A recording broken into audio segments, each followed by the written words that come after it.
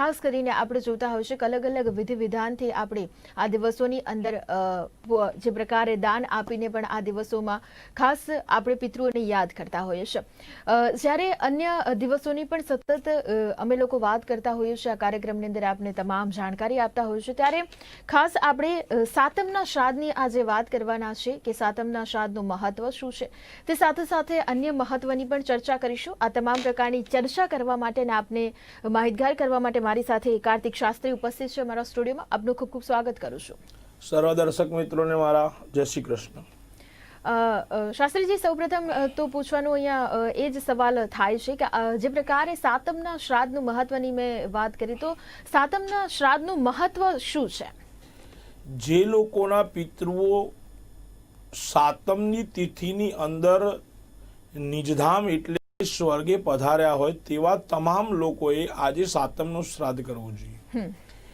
સાતમની તિથિનું શ્રાદ્ધ કરવું, ગઈકાલે કૃતિકા નક્ષત્રની અંદર શ્રાદ્ધ કર્યા પછી આજે સાતમનું શ્રાદ્ધ એટલે કે સપ્તમી તિથિના દિવસે જે કોઈના પિતૃઓ સ્વર્ગવાસને ગયા છે એ તમામ લોકોએ આજે શ્રાદ્ધ કરવું જોઈએ। તો શ્રાદ્ધના નીતિ નિયમ પ્રમાણે સવારમાં વહેલા ઉઠવું જોઈએ, ઘરને ગંગાજળ ઇત્યાદિ પવિત્ર જળથી આખા ઘરને પવિત્ર કર્યા પછી નહીં ધોઈ તૈયાર થઈ દેવ દર્શન કરી અને પિતૃઓના ફોટાની સામે અથવા તો પાણીયાર એક સારો દીવો તેલનો કે ઘીનો આડી ઊભી વાટનો કરી અને આપણા પિતૃઓને વંદન કરી અને જેનું પણ શ્રાદ્ધ હોય એ નિમિત્તે શ્રાદ્ધનું ત્યાં આગળ એમનું તર્પણ અર્ચન કરવું જોઈએ।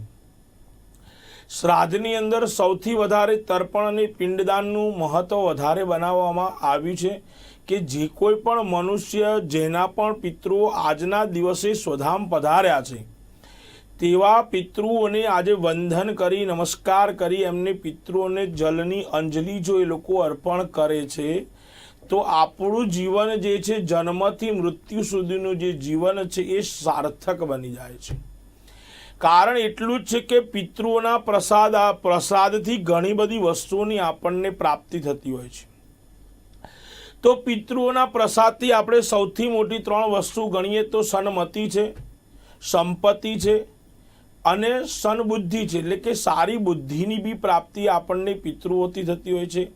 આપણી સારી ગતિની પ્રાપ્તિ એટલે કે સારા સંસ્કારોનું સિંચન જે છે એ પણ આપણા પિતૃઓની કૃપાથી થતું હોય છે, અને આપણા ઘરે સારી સંતતિની પ્રાપ્તિ પણ થવી એ પિતૃ પ્રસાદાથી જ થાય છે, એટલે કે પિતૃઓના પ્રસાદથી જ થતી હોય છે।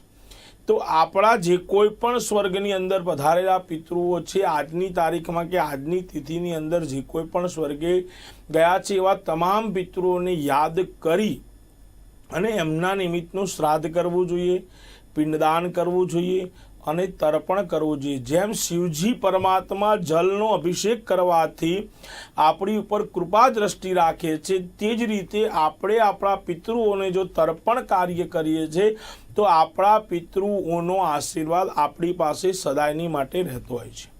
બીજી વસ્તુ કે આ 16 પ્રકારના જે 16 દિવસના જે શ્રાદ્ધો આપણા શાસ્ત્રમાં બતાવ્યા છે એટલા જ માટે બતાવ્યા છે કે આપણું જે કુટુંબ અને પરિવાર છે હળી મળીને સાથે બેસી અને આપણા પિતૃઓની પૂજા કરે, બધા સાથે બેસીને જમે તો આપણા જે મનમેળ જે પણ ઓછા થયા હોય, ખાટા મોળા થયા હોય તો એવા મનમેળ પણ આવા સમયની અંદર આપણા સારા બની જતા હોય છે ને પિતૃઓની કૃપા આપણી ઉપર સદાયની માટે રહેતી હોય છે। બીજી વસ્તુ કે ઘણા બધા તમારા જે કોઈ પણ કાર્યની અંદર રૂકાવટો આવતી હોય એવા કાર્યમાં પણ જો પિતૃઓનો તમને તમારી ઉપર આશીર્વાદ મળી જાય તે બધા જ કાર્યની અંદર આપણને સફળતા પ્રાપ્ત થતી હોય છે।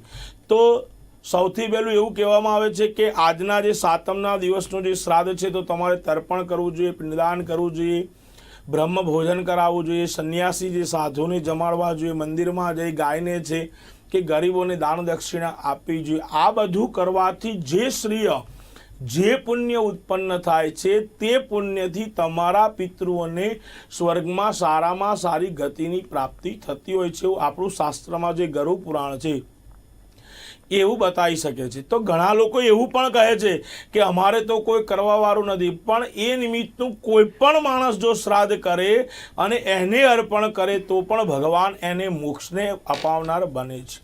શ્રાદ્ધ એટલે એવું કહેવાય કે જે કોઈ પણ તમે શ્રાદ્ધ કરો છો એટલે ભગવાન કૃષ્ણ વાસુદેવ એ શ્રાદ્ધનો સ્વીકાર કરી અને તમને અક્ષય પુણ્યની પ્રાપ્તિ કરાવતા હોય છે। તો આજે જે કોઈના પિતૃઓ સ્વર્ગે નિધાર્યા છે, સ્વર્ગમાં પ્રાપ્ત થયા છે, એવા તમામ લોકોએ શ્રાદ્ધ કરવું જોઈએ અને પુણ્યદાન પણ સાથે કરવું જોઈએ।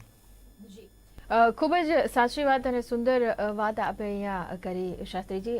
એક બીજી મહત્વની વાત કે અહીંયા ઘણા બધા લોકોને આ સવાલો થતા હોય અને જેવી રીતે જોવામાં આવે કે પરંપરાગત તો આ કરવામાં આવતું જ હોય છે, પણ આજની પેઢીને સૌથી વધારે એ સવાલ થાય અને જે પ્રમાણે પરંપરાના રીતે જો સવાલ થાય તો શ્રાદ્ધ કરવાથી શું ફાયદો થતો હશે, આ એક સવાલ જે છે એ દરેક લોકોને થતો હશે અત્યારના સમયમાં જો આપણે જોઈએ તો। આનો જવાબ આપના પાસેથી જરૂરથી અમે મેળવવા માંગીશું કે શ્રાદ્ધ કરવાથી આપણા જીવનમાં કેવા લાભ જોવા મળતા હોય છે।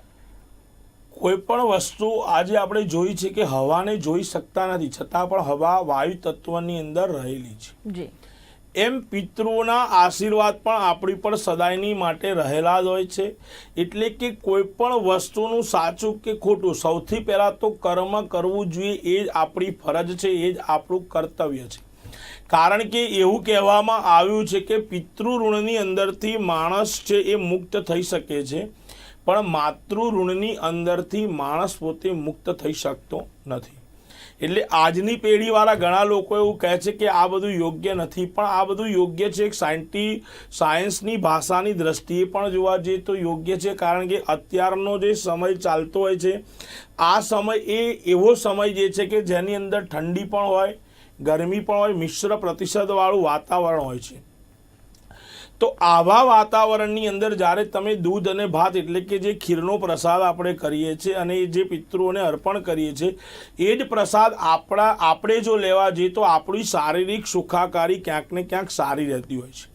એટલે કે શ્રાદ્ધ કર્મ આજની પેઢી જે નથી માનતી, પણ એક વસ્તુ એટલું છે કે પિતૃના આશીર્વાદથી જ, કારણ કે શાસ્ત્રમાં એવું લખી રહ્યું છે કે આયુ પ્રજા ધનમ વિદ્યા સ્વર્ગમ મોક્ષ સુખાની ચ પ્રયચ્છન્તુ તથા રાજ્ય કર્મણા શ્રાદ્ધ તર્પિતા। જે પિતૃઓ પાસેથી જે એના ખાતા રહેલા છે, જે એમની પાસે પુણ્ય ફળ છે, જે એમની પાસેથી વસ્તુ પ્રાપ્ત કરવાની છે, એ પિતૃ સિવાય કોઈ પણ માણસ આપી શકતું નથી। જેમ તમે જે દેવની પૂજા કરો છો એ દેવની પાસે જે તત્વ રહેલું છે, આરાધ્ય છે, એ તમને પ્રાપ્ત થાય છે, એમ પિતૃ પૂજા કરવાથી પણ આ પ્રકારના આશીર્વાદો પિતૃઓ પાસે રહ્યા છે। જે મેં તમને શ્લોકની અંદર કીધું કે આયુષ્ય, પ્રજા છે, ધન છે, વિદ્યા છે, આ બધી જ વસ્તુ જે છે પિતૃઓ પાસે રહેલી છે। એટલે પિતૃઓને વંદન કરવાથી તમને આ બધી જ વસ્તુની પ્રાપ્તિ થતી હોય છે। અગાઉ બી મેં આપને કીધું હતું કે સુશીલો માતૃ પુણ્ય, માતાનું પુણ્ય હોય તો દીકરો ચતુર થાય ને થાય। તો આ બધા જે પુણ્યો જે છે એ આપણા પિતૃઓની પાસે રહેલા છે। તો આવા પિતૃઓની પૂજા, આવા શ્રાદ્ધના 16 એક દિવસ માટે નથી કહેતો કે સાતમનું શ્રાદ્ધ છે એટલે સાતમના દિવસે જ આપણે શ્રાદ્ધ કરવું જોઈએ, ના, એકમના શ્રાદ્ધથી અમાવાસ્યાના શ્રાદ્ધ સુધી રોજે આપણે શ્રાદ્ધ કરવું જોઈએ। રોજ કાગડાઓને ખવડાવવું જોઈએ, કૂતરાઓને ખવડાવવું જોઈએ, ગાયને ખવડાવવું જોઈએ, સાધુ સંત અભ્યાગંત બ્રાહ્મણ ગરીબ કોઈ પણ માણસને દાન દક્ષિણા આપણે આપવી જોઈએ। તો આ 16 શ્રાદ્ધની અંદર કરેલું જે કર્મ છે, પિતૃ કર્મ છે, એનાથી આપણને યશ, વિજય, કીર્તિ અને લાભની પ્રાપ્તિ પણ થતી હોય છે। પણ આ બધી વસ્તુ એવી છે કે જીવનની અંદર દેખાતી નથી હોતી। તો આ બધું વસ્તુ કરીશું તો ક્યાંક ને ક્યાંક જ્યારે આપણને જરૂરિયાત હશે એવા સમયે આવા કરેલા સારા કર્મના ફળની ગતિ આપણને પ્રાપ્ત થતી હોય છે। ગીતાજીની અંદર ભગવાન કૃષ્ણએ કહ્યું છે કે કેવલ મનુષ્ય કર્મ કરવાની જરૂર છે, ફળ તો ઈશ્વરના અધીન છે જ સાહેબ। જો તમે સારું કર્મ કરેલું છે તો સારા કર્મનું તમને ફળ પ્રાપ્ત થવાનું છે। કારણ કે એવું કહેવાય છે કે અન્ય ક્ષેત્રે કૃતમ પાપમ તીર્થક્ષેત્રે વ્યપોહતું, તીર્થક્ષેત્રે કૃતમ પાપમ વજ્રલેપો ન ભવિષ્યતિ। સારા સમયે સારા પાત્રને કરેલું દાન છે એ આજે નહીં તો કાલે તમને 100% સારા ફળની પ્રાપ્તિ કરાવવાવાળું છે, રહેશે અને રહેવાનું છે। કેવલ આપણો અધિકાર કર્મ ઉપરનો છે આપણે સારું કર્મ કરવાની જરૂર છે. ફળ તો ઈશ્વરાધીન છે. 100% ઈશ્વર આપણને સમય સૂચકતા પ્રમાણે જ્યારે ફળની જરૂર હશે ત્યારે ફળ આપશે. એટલે એનો મતલબ એવો થાય છે કે કેરી ખાવી હોય તો પહેલા આંબો રોપવો પડે. જો આ સત્કર્મનું ફળ આજે તમે રોપીને રાખશો તો આજે નહીં તો આવનાર વર્ષોની અંદર, આવનાર સમયની અંદર સારામાં સારા ફળની તમને પ્રાપ્તિ થશે. પણ આંબો વાયા વગર કેરીની આશા રાખીએ તો એ શક્ય બનવાનું નથી.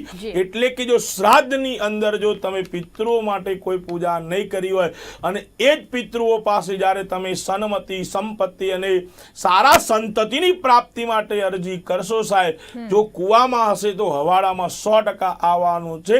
જો તમે તમારા પિતૃઓને રાજી રાખ્યા હશે તો એ પિતૃ તમારી પર સદાયની માટે આશીર્વાદ આપશે. એટલે કહેવાનો એટલો જ મિનિંગ છે કે શ્રાદ્ધના સમયની અંદર શ્રાદ્ધ કરવું જોઈએ. બેન, દીકરી, ભાણે, જમાઈ, જે આપણા ઘર પરિવાર કુટુંબના લોકો છે એ બધાને સાથે બેસાડીને ભોજન પણ કરાવવું જોઈએ. કંઈક તમારા ડાબા હાથે કંઈક પણ પુણ્ય પિતૃ નિમિત્તે થશે તો પિતૃ તમારી પર હંમેશાની માટે રાજી રહેશે અને રાજી થયેલા પિતૃઓ તમને સ્વર્ગ સુધીની યાત્રા કરાવવાવાળા બનતા હોય છે. જી, આપની વાત સાચી છે. જે પ્રકારે આપણે વાત કરીએ, અહીંયા બીજો સવાલ થાય છે, મોક્ષ નગરીમાં શ્રાદ્ધ કરવું એ શું છે? મોક્ષ નગરી શું છે અને તેનાથી શું લાભ થાય છે? આપણા શાસ્ત્રમાં 7 પ્રકારની મોક્ષ નગરી બતાવવામાં આવી છે કે આ 7 નગરીની અંદર જો શ્રાદ્ધ કર્મ કરવામાં આવે તો આપણા ગયેલા પિતૃઓ જે છે એમને અક્ષય પુણ્યની પ્રાપ્તિ થતી હોય છે, એમનો મોક્ષ થતો હોય છે. એવું આપણા શાસ્ત્રમાં કહેવામાં આવે. એ 7 મોક્ષ નગરીની ચર્ચા કરીએ તો અયોધ્યા, મથુરા, માયા, કાશી, કાંચી, અવંતિકા, પુરી, દ્વારાવતી ચૈવ મોક્ષૈદા સપ્તદાયક. આ 7 મોક્ષ નગરી છે. અયોધ્યા, મથુરા, માયા, કાશી, કાંચી, અવંતિકા, પુરી અને દ્વારવતી એટલે કે દ્વારકા. આ બધી જે 7 નગરીઓ છે એ મોક્ષ નગરી છે. એટલે કે વિશેષ પિતૃઓની માટે શ્રાદ્ધ કરવું હોય તો વિશેષ જગ્યાએ જઈને વિશેષ જગ્યાએ શ્રાદ્ધ કરવાથી પણ આપણા પિતૃઓને અક્ષય પુણ્યની પ્રાપ્તિ થતી હોય છે. માટે જ એવું બતાવવામાં આવ્યું છે કે આ 7 મોક્ષ નગરી છે. એ મોક્ષ નગરીની અંદર ગયા પછી જો તમે એમાં શ્રાદ્ધ કરો છો તો તમારા પિતૃઓનું અક્ષય પુણ્ય પ્રાપ્ત થતું હોય છે. જે રીતે આપણે એવું કહીએ છીએ કે ચાણોદની અંદર જઈએ અને નર્મદાજીના કાંઠા ઉપર બેસીને આપણે આપણા પિતૃઓની પૂજા કરીએ તો એનું જે પુણ્ય ફળ પ્રાપ્ત થતું હોય છે એવું સિદ્ધપુરની અંદર ગયા પછી જો માતૃ ગયા કરીએ તો માતાના પુણ્યને પ્રાપ્ત થતું હોય છે. ને એ જ વસ્તુ આપણે ગયાજીની અંદર જઈને કરીએ તો આપણે માતૃ ઋણની અંદરથી પણ મુક્ત થઈ શકીએ છીએ. એટલે કે આ જે 7 નગરીઓ જે આપણને બતાવવામાં આવી છે એ આપણા પિતૃઓના મોક્ષના દ્વાર રૂપી બતાવવામાં આવી છે.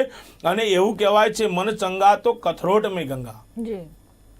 કદાચ તમે આ 7 નગરીમાં નથી જઈ શકતા તો કંઈ નહીં, પણ એ 7 નગરીનું આવાહન કરી એક જમીનની ઉપર તમે મસ્ત છાણથી ચોકો કરી એમાં તલ મૂકી, દર્ભની સળી મૂકી અને 7 મોક્ષ નગરીનું ધ્યાન કરી, વંદન કરી અને ત્યાં આગળ જો તમે પિંડદાન પણ કરો છો તો ભગવાન વાસુદેવ જનાર્દન છે એનો સ્વીકાર કરે છે. અને સૌથી પહેલામાં પહેલું એક સારામાં સારું વાક્ય શ્રાદ્ધ માટે એટલું જ છે કે શ્રદ્ધા ભવતી ઇતિ શ્રાદ્ધ. જો તમે તમારી સાચી શ્રદ્ધાથી શ્રાદ્ધ કરશો તો ઈશ્વર જરૂરથી, તમારા પિતૃઓ જરૂરથી એનું ત્યાં આગળ સ્વીકાર કરતા હોય છે. કારણ કે શ્રાદ્ધની અંદર શ્રદ્ધાની જરૂર છે. ક્લેશ અને કંકાસ જો થાય છે તો શ્રાદ્ધનો સ્વીકાર એ પિતૃઓ કરતા નથી. માટે આજના શ્રાદ્ધ જ્યારે પણ તમે કરો છો ત્યારે પ્રેમયુક્ત થઈ, શ્રદ્ધાયુક્ત થઈ અને તમે શ્રાદ્ધ કરજો, જેથી તમારા પિતૃઓ તમને સારી ઉત્તમ ગતિની પ્રાપ્તિ કરાવે. જી, જે પ્રકારે આપણે વાત કરીએ ખાસ કરીને માતૃ ગયા શ્રાદ્ધ કરવાથી શું લાભ થાય છે કાર્તિકજી? માતૃ ગયા શ્રાદ્ધ તમે સિદ્ધપુરની અંદર પણ કરી શકો છો અને ગયાજીની અંદર પણ કરી શકો છો. એટલે કે માતાના ઋણની અંદરથી તમારે મુક્તિ મેળવવા માટે તમારે માતૃ ગયા શ્રાદ્ધ કરવાનું હોય છે. અને આ માતૃ ગયા શ્રાદ્ધ તમે કરો છો એટલે માતાના, કારણ કે એવું કહેવાય છે કે નારણ બલિ ઇત્યાદિ કર્મ કરવાથી તમે પિતૃઓના ઋણમાંથી મુક્ત બની શકો છો. પણ માતૃ એટલે એવું છે કે પોતાના શરીરમાંથી બીજાનું, એટલે કે તમારું જેને શરીર બનાવ્યું છે એને એવું શાસ્ત્ર એવું કહે છે કે તમારા ચામડીના ચપ્પલ બનાવીને પણ જો તમે એને પહેરાવો તો તમે એના ઋણમાંથી મુક્ત થઈ શકતા નથી.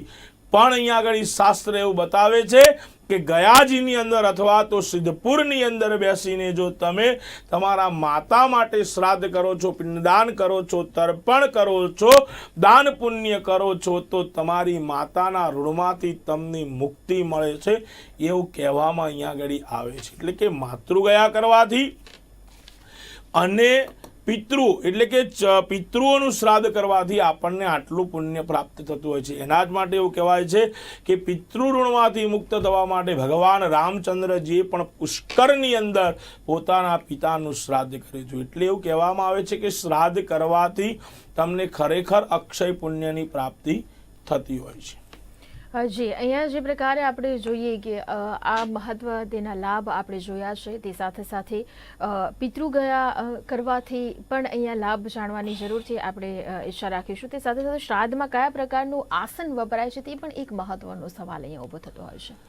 શ્રાદ્ધની અંદર તો એવું કહેવામાં આવે છે કે ચોખ્ખી જગ્યાની અંદર બેસીને બહુ અતિ ઊંચું પણ નહીં ને અતિ નીચું પણ નહીં. જી, જો દર્ભનું આસન તમને મળી જાય તો દર્ભાસનને શ્રેષ્ઠ માનવામાં આવ્યું છે. પછી જો રેશમનું આસન મળે તો પણ ચાલે, ઊનનું મળે તો પણ ચાલે, પણ સર્વશ્રેષ્ઠ આસનોની અંદર જો જોવા જઈએ તો આ આસનની અંદર દર્ભાસનને શ્રેષ્ઠ માનવામાં આવ્યું છે. એટલે કે જ્યારે પણ આપણે શ્રાદ્ધ કર્મ કરતા હોઈએ ત્યારે દર્ભના આસન, દર્ભને પવિત્ર માનવામાં આવ્યો છે. દર્ભની કોઈ પણ જાતની અબરછેટ અડતી નથી. તો દર્ભના આસનની ઉપર બેસી અને જો પિતૃઓનું કાર્ય કરવામાં આવે, જપ તપ કરવામાં આવે તો એનું અસંખ્ય ફળ આપણને પ્રાપ્ત થતું હોય છે. કારણ એક જ વસ્તુ છે કે આપણા કોઈ પણ વસ્તુની નેગેટિવ એનર્જી છે એ દર્ભની અંદર આવી શકતી નથી. દર્ભની અંદર એટલી પવિત્રતા અને એટલી તાકાત હોય છે કે બધી જ નેગેટિવ એનર્જીને દૂર કરતું હોય છે. માટે દર્ભના આસનની ઉપર બેસી અને પિતૃઓની પૂજા કરો તો તમને વિશેષ ફળની પ્રાપ્તિ થતી હોય છે. જી, અહીંયા બીજી મહત્વની વાત કે ખાસ કરીને અત્યારે આપણે જોઈએ છે કે શ્રાદ્ધનું મહત્વ આપણે સમજી રહ્યા છે. તેની સાથે સાથે અહીંયા કાર્તિકજી એક બીજો સવાલ એ થાય છે કે જો જે પણ કુટુંબની અંદર ફક્ત સંતાનમાં દીકરીઓ જ છે તો શ્રાદ્ધ કોણ નાખી શકે?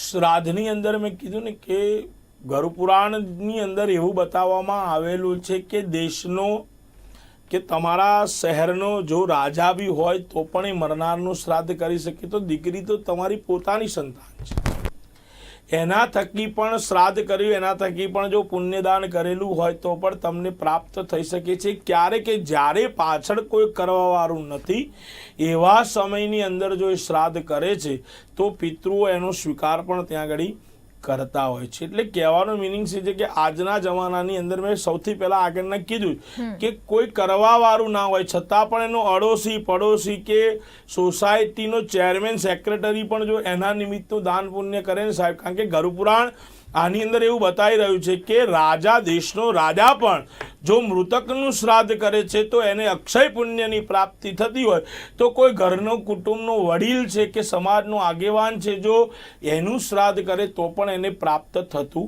હોય છે. ઘણી બધી શ્રાદ્ધની અંદર ઘણા બધા વસ્તુઓ બતાવવામાં આવી છે કે ઘણા બધા દાનો શ્રાદ્ધની અંદર બતાવવાના છે કે કુંભનું દાન છે કે એક માટીનો ઘડો લઈ તમારે એનું દાન કરવાથી પણ એને સારા ફળની પ્રાપ્તિ થતી હોય છે.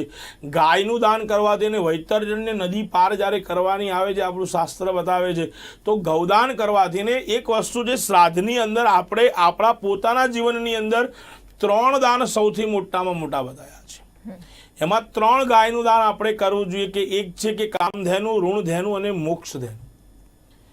કામધેનુ એટલે કે આપણા જીવનની સર્વ કામનાઓ પરિપૂર્ણ થઈ છે, કારણ કે આપણે જેવું ધાર્યું હતું એના કરતાં સારું થયું છે. એટલે કે કામધેનુ ગાયનું દાન કરવાથી કે આપણી સર્વ જે કાંઈ પણ ઋણો હતા, આપણા જે પણ આપણી ઈચ્છાઓ હતી એ બધી ઈચ્છામાંથી આપણી પૂર્ણ થઈ. એટલે કામધેનુ ગાયનું દાન કરવું છે. ઋણધેનુ એટલે કે આપણે જે લોકો દ્વારા આપણું કામ કરાયું છે એ લોકોનું ઋણ આપણી ઉપર રહે છે, એટલે કે ઋણધેનુ ગાયનું એક દાન કહેવું જોઈએ. અને છેલ્લામાં છેલ્લું છે મોક્ષધેનુ ગાયનું દાન. આ મોક્ષદેહનું ગાયનું દાન એટલે એવું છે કે આપણે પોતાની કાયાનું કલ્યાણ કરવા માટે આપણે એક ગાયનું દાન કરવું જોઈએ. એટલે આવા જો શ્રાદ્ધના સમયની અંદર કદાચ આપણે ગાયનું દાન કરીએ તો આપણને અક્ષય પુણ્યની પ્રાપ્તિ તો થતી હોય. કદાચ જો ગાયનું દાન નથી કરી શકતા તો આ શ્રાદ્ધના 16 દિવસ દરમિયાન નિત્ય ગાય માતાને ઘાસ ખવડાવીએ, લીલું ઘાસ પણ ખવડાવીએ તો આપણને ગાયનું દાન કર્યા જેટલા જ પુણ્યની પ્રાપ્તિ થતી હોય છે. તો ઘણી બધી શાસ્ત્રોની અંદર આપણને એ બધી વસ્તુ સમજાવવામાં આવી છે કે જે સમજીએ તો શ્રાદ્ધ એટલું બધું વિશેષતાની અંદર છે કે શ્રાદ્ધ કરવાથી મનુષ્યને પોતાના જીવનની અંદર કેટલા બધા ફાયદા થતા હોય છે. એક વાતમાં એવું પણ છે કે ગાય દાન કરવાથી શું ફાયદા થાય. તો એક દિવસ કાશી નગરીની અંદર 2 વિદ્વાન બાળકો જે નાની વયની ઉંમરથી જ પાઠશાળાની અંદર ભણતા, એમને કદાચ પણ કોઈ પણ પ્રકારનું પાપ નહોતું કર્યું અને પૂર્ણ વિદ્યાભ્યાસ પૂર્ણ કર્યા પછી કાશી નગરીની અંદર આવે છે અને કાશી નગરીમાં ગંગાજીના સ્નાન ઘાટ ઉપર બેઠા બેઠા બંને પોતપોતાની હસ્તરેખા દેખે છે અને બંનેને એવું લાગે છે કે આપણું મૃત્યુ સમીપ આવી ગયેલું છે. એ મૃત્યુ સમીપ આવેલું દેખી બંને જણા ગંગાજીની અંદરથી હાથમાં જળ લઈ એકબીજાને 1,000 ગાયના દાનનો સંકલ્પ કરે છે. અને આ દાનનો સંકલ્પ કર્યા પછી તરત જ થોડી ક્ષણોની અંદર હજુ તો ગાયનું દાન પણ નથી કર્યું, માત્ર સંકલ્પ કર્યો છે. એ સંકલ્પ કરવાથી પણ એ લોકો ત્યાં આગળ મૃત્યુ થોડા ક્ષણોમાં પામી જાય છે. અને ત્યારે ચિત્રગુપ્ત યમરાજના ચોપડાની અંદર એવું કહે છે કે યમરાજજી, આ લોકોના ખાતાની અંદર નથી પુણ્ય કે નથી પાપ. એટલે યમરાજ એમને પૂછે છે કે નથી પુણ્ય કે નથી પાપ તો એમનું કાંઈક તો હશે ને. તારે ચિત્રગુપ્ત એવું કહે છે કે મરતા સમયે આ લોકોએ 1,000 ગાયનું દાન કરવાનો સંકલ્પ કર્યો હતો પણ ગાયના દાન હજુ સુધી કર્યું નથી. એટલે યમરાજ કહે છે કે જેને ગાયના દાનનો પણ સંકલ્પ કર્યો હોય એમને સ્વર્ગની પ્રાપ્તિ થતી હોય છે. તો સજ્જનો, તમે તો ગાયને ઘાસ ખવડાવો છો, ગાયનું દાન કરો છો. જો સંકલ્પ માત્રથી જો સ્વર્ગની પ્રાપ્તિ થતી હોય તો આપણા હાથે કરેલા દાનથી આપણને કેટલી પ્રાપ્તિ થઈ શકે. તો એટલું જ વિચારવાનું કે સાચી શ્રદ્ધા અને શ્રદ્ધાયુક્ત થઈ અને શ્રાદ્ધ કરીશું. પોતાના બેન, દીકરી, ભાણેજ, જમય ઇત્યાદિને આપણા ઘરે બોલાવીશું અને સાથે મળી હળી મળીને શ્રાદ્ધ કરીશું. તો આપણા પિતૃઓ રાજી થશે તો આપણને સંપત્તિ પણ મળશે, સન્મતિ પણ મળશે અને સારા સંસ્કારો પણ આપણને પ્રાપ્ત થશે. જી કાર્તિકજી, બીજી એક મહત્વની વાત અહીંયા કે જે પ્રકારે આપણે જોતા હોઈએ છીએ કે ઘણા લોકો જે છે એ સર્વ પિતૃ શ્રાદ્ધ જ નાખતા હોય છે અને તે દિવસે જ જે શ્રાદ્ધનું અને પોતાના જે પણ પિતૃઓ છે તેમના માટેની જે આખી કાર્ય જે છે એ કરતા હોય છે. તો તેનું એક અલગ મહત્વ રહેલું છે. દરેક શ્રાદ્ધનું અલગ અલગ મહત્વ રહેલું છે. એકમના શ્રાદ્ધનું સર્વ પિતૃ અમાસ કીધું છે કે બધા જ પિતૃઓને સાથે લઈને એ આપણે ચાલે. આપણા કુળના સમસ્ત પિતૃઓની માટે એ આપણે કરીએ છીએ. એટલે એનો મિનિંગ એવો નથી કે આપણા પિતૃની જે તિથિ આવતી એ દિવસે શ્રાદ્ધ ના કરવું જોઈએ. હું તો એવું કહું છું, મેં સૌથી પહેલો જ મારો પ્રશ્ન આપને એ છે દર્શક મિત્રોને કે એકમથી માંડીને અમાસ સુધીના 16 શ્રાદ્ધો એ આપણે કરવા જોઈએ. કદાચ એ શ્રાદ્ધની અંદર ભોજન જમણવાર ના કરે તો કંઈ નહીં, પણ એ 16 શ્રાદ્ધની અંદર ગાયને ઘાસ ખવડાવી શકીએ છીએ, કૂતરાઓને દૂધ પીવડાવી શકીએ છીએ, કાગડાઓને વાસ નાખી શકીએ છીએ, બરાબર છે, ગરીબોને ભોજન કરાવી શકીએ છીએ. આપણા સમાજ, કુટુંબ, પરિવારની અંદર કોઈ માણસ એવું હોય જેની પરિસ્થિતિ નથી, એવા લોકોને આપણે દાન કરી શકીએ છીએ. સાધુ સદ અભ્યાગત બ્રાહ્મણોને બેસાડીને આપણે જમાડી શકીએ છીએ. પિતૃઓનો દીવો અગરબત્તી કરી શકીએ છીએ, પિતૃઓની માળા કરી શકીએ છીએ, પિતૃઓનો દીવો કરી શકીએ છીએ. આવી ઘણી બધી બાબતો જે છે કે જે નિત્ય આપણે પિતૃઓના કલ્યાણ અર્થે આપણે કરી શકતા હોઈએ છીએ. તો સર્વ પિતૃ અમાસના દિવસે કરવું એ તો શ્રેષ્ઠ જ છે, પણ એના થકી જો નિત્ય પણ આપણે આવું કરીએ તો એનાથી આપણને વધારે પુણ્ય ફળની પ્રાપ્તિ થતી હોય છે. તો આ 16 શ્રાદ્ધ છે એ 16 શ્રાદ્ધની અંદર આપણે આપણા પિતૃની કૃપા પ્રાપ્તિ માટે સર્વ પિતૃ અમાસ નહીં પણ નિત્ય જે શ્રાદ્ધના નિયમો છે એ નિયમ પ્રમાણે નિત્ય શ્રાદ્ધથી આપણે કરવું જોઈએ. જી કાર્તિકજી, જે પ્રકારે અહીંયા બધી જ જે વાત જે છે એ અહીંયા આપે કરી છે, ખાસ કરીને અહીંયા જે પણ દર્શકો જે છે, અને ઘણી વખત એવા પણ સવાલો થતા હોય છે, ટૂંકમાં આપણી પાસેથી જવાબ માંગીશું કે આપણે પિતૃઓની જ્યારે વાત કરી રહ્યા છીએ અને આ દિવસોની અંદર જ્યારે વાત કરી રહ્યા છીએ, તો જરૂરથી એ જાણવાનું મન થાય કે પિતૃઓ શું આપણને નડી શકે છે ખરા? જે એ કહેવામાં આવે છે તેની પાછળનું શું હકીકત છે? સાહેબ, પિતૃઓ કોઈ દિવસ આપણને નડતા નથી અને પિતૃ કોઈ દિવસ નડી શકવાના નથી. કારણ કે એક વસ્તુ છે કે આપણે આપણા જ પિતાએ આપણને મોટા કર્યા હોય ને પછી આપણને નડે, ઇટ્સ નોટ પોસિબલ. પણ એવું કહેવાય છે કે ક્યાંક કોઈ જીવ અવગતિ એ ગયો હોય, એની પાછળની શ્રાદ્ધ ક્રિયાઓ નથી થઈ, એને જે વસ્તુની પ્રાપ્તિ કરવી છે એ નથી થઈ, એ પ્રાપ્તિ માટે મોક્ષની આરાધના કરવા માટે એ કદાચ તમારી પાસે માગી શકે છે. બાકી કોઈ પણ માણસ, કોઈ પણ પિતૃ, આજે તમારો છોકરો ગમે તેવો પણ હોય, તમે એનું સારું જ વિચારશો, એક તમારું ખરાબ નહીં વિચારે. તો આ તો તમારા વડવાઓ થયા, તમારા દીકરાના દીકરા ઉપર તમને કેટલો પ્રેમ હોય, પણ ક્યાંક ને ક્યાંક એમનો પ્રેમ હોય ને તમારો વિશ્વાસ ના હોય તો ક્યાંક એવી વસ્તુ બની શકે છે. પણ મારું કહેવું તો ટીવીના માધ્યમમાં એટલું જ છે કે કોઈ પણ દિવસ આપણને આપણા પિતૃઓ નડતા નથી. આપણે પિતૃઓને હંમેશાની માટે વંદન કરવા જોઈએ. આપણા વડીલો છે, જેના કારણે જે આપણા બોડીની અંદર જેના સંસ્કારો આપણને પૂર્વથી મળેલા છે, એ સંસ્કારોનું આપણે સિંચન કરવું જોઈએ. તો આપણા પિતૃઓ કદાચ પણ કદાચ અવગતે ગયેલા હોય છે પિતૃઓ, તો એ કદાચ એમની મોક્ષની પ્રાપ્તિ માટે આરાધના કરાવતા હોય, તો એવા સમયની અંદર આપણે આપણા પિતૃઓનું કલ્યાણ કરવું એ આપણી જવાબદારી છે.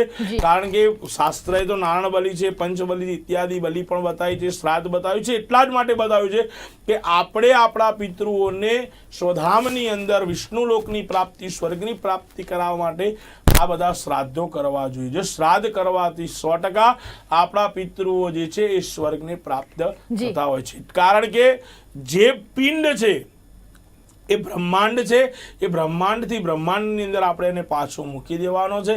એટલા જ માટે એવું કહેવાય છે કે શ્રાદ્ધ કર્મ આપણે કરવું જોઈએ. જી, તો દર્શક મિત્રો, આ મહત્વની ચર્ચા કરી. આ ચર્ચા કરવા માટે, આપણને માહિતી આપવા માટે કાર્તિક શાસ્ત્રી ઉપસ્થિત હતા. ખૂબ ખૂબ આભાર આપનો.